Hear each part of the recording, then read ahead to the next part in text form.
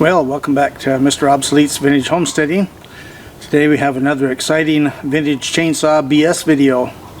It'll be in two parts. First part will be about the saw and its features, and the second part will be saw tales, and it'll be how I acquired this. It's kind of a fun little story. So to begin with, this is a 89cc saw.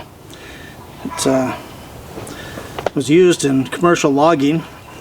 It's kind of beat up. It's got a broken bracket here and stuff, and tags missing and things, but mechanically I think it's still pretty good. It's just the cosmetic stuff.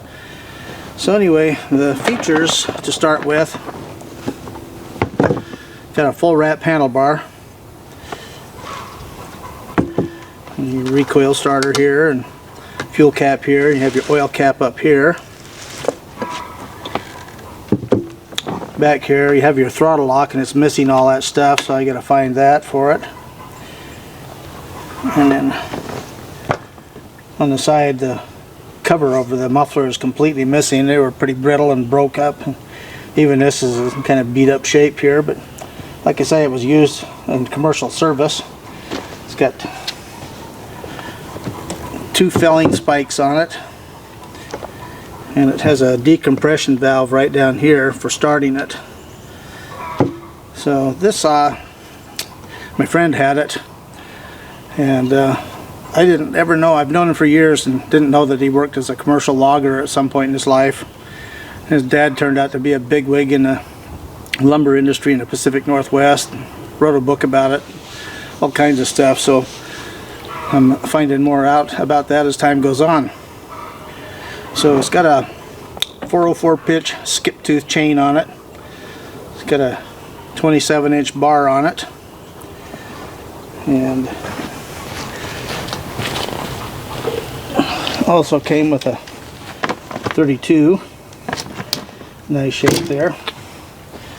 Nice little homemade cover here for the bar when it's transporting it. Anyway, I was going to talk about the features of these saws. You don't see a lot of these or the 075s around.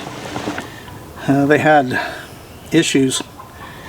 The electronic ignition they used on them was a piece of crap. It was made by Bosch, which is unusual. Bosch stuff used to be really good stuff, but they were prone to getting moisture in them, and they would quit working. A friend of mine had two 075s. And over the useful lifetime of them, he spent more on electronic modules for the ignition than he did on the saws. He used to use them on an Alaska sawmill. But anyway, the parts aren't available anymore, but the good thing is the coils in them are generally usable. And there's a little kit here to replace the ignition modules, a more modern thing.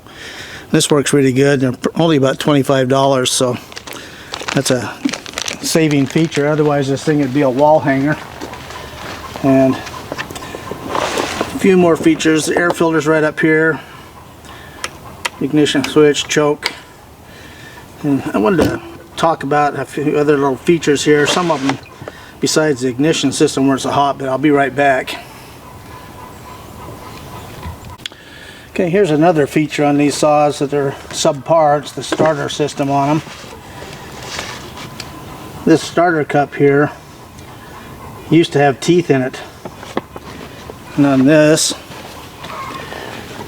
you have these little dogs. When you pull these out, they push out and lock onto those teeth, so I'm gonna have to find a new piece for that.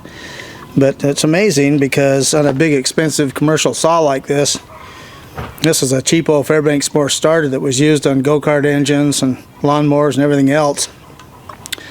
When it works really good, but it wears out really quickly. So it's kind of a subpar piece on a, like I say, on a big commercial saw. It's laid out pretty good. It's easy to work on.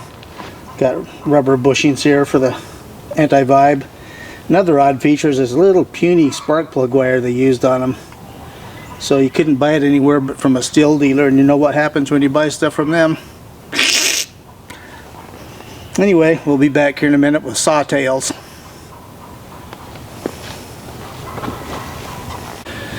Okay, well, here's another feature of it. It's a true lightweight. Only weighs 28.5 pounds as is. But anyway, we'll talk about how I got this saw. So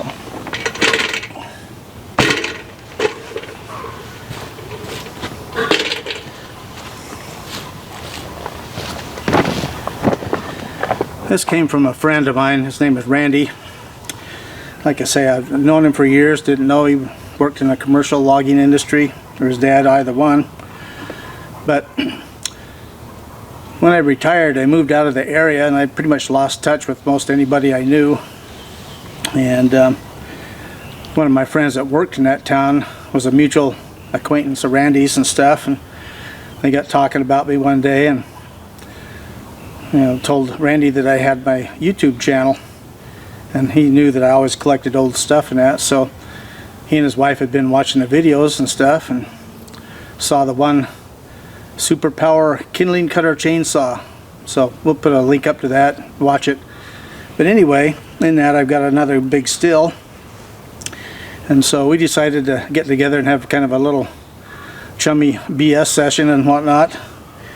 And before I left, he said, you know, I'll never do anything with that 051 down the basement and stuff. And here it is. So that's how I ended up with it. So, but he remembered. I'd done a lot of nice favors for him over the years and stuff, and people remember stuff like that. And always go out of your way to help people if you can. If you don't think they care about it at the time and stuff, sooner or later they'll come back and be to your benefit. So anyway, I've rounded up a few more pieces for this fine treasure. I'll get it back in operation. So we'll see you on the next video. Vintage is best.